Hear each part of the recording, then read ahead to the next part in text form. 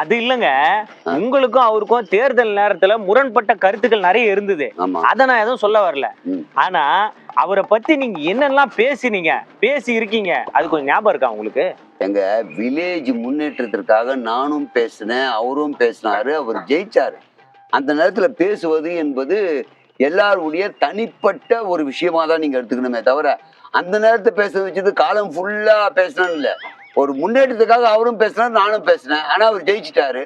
அதுக்காக அவர் எனக்கு எதிரி ஆயிடுவாரா? இல்ல எதிரி தான் நினைக்க முடியுமா? நேற்று வரைக்கும் ஒரு சண்டை இருந்ததுன்னா அது வேற. இந்த வில்லேஜின் முன்னேற்றத்திற்காக எனக்கு சேர்ந்து சிந்தனைகளை கருத்துக்களை நான் முன் வச்சேன். அவர் சொன்னதும் முன் வச்சாரு. அவர் ஜெயிச்சிட்டாரு. அதுக்காக அவருக்கு இதெல்லாம் ஒன்னா போய் பார்க்க கூடாதா?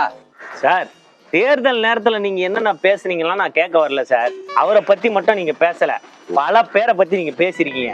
அதெல்லாம் இப்ப நான் எதுவும் கேட்கல. அப்புறம் என்னங்க விடுங்க. அப்புறம் என்ன, நான் எல்லாரும் பத்தி தான் பேசினேன். அவரை மட்டுமா பேசினேன்? தேர்தலில் எல்லாரும் போட்டிட்டாங்க, எல்லாரும் பத்தி தான் நான் பேசியிருக்கேன். சார், அவரை பத்தி பேசுனீங்க சார். ஆனா இப்ப வரைக்கும் அவரை பத்தி அவதூறா என்னென்ன விஷயம் எல்லாம் பேசிருக்கீங்க, அது கொஞ்சம் ஞாபகம் இருக்கா உங்களுக்கு?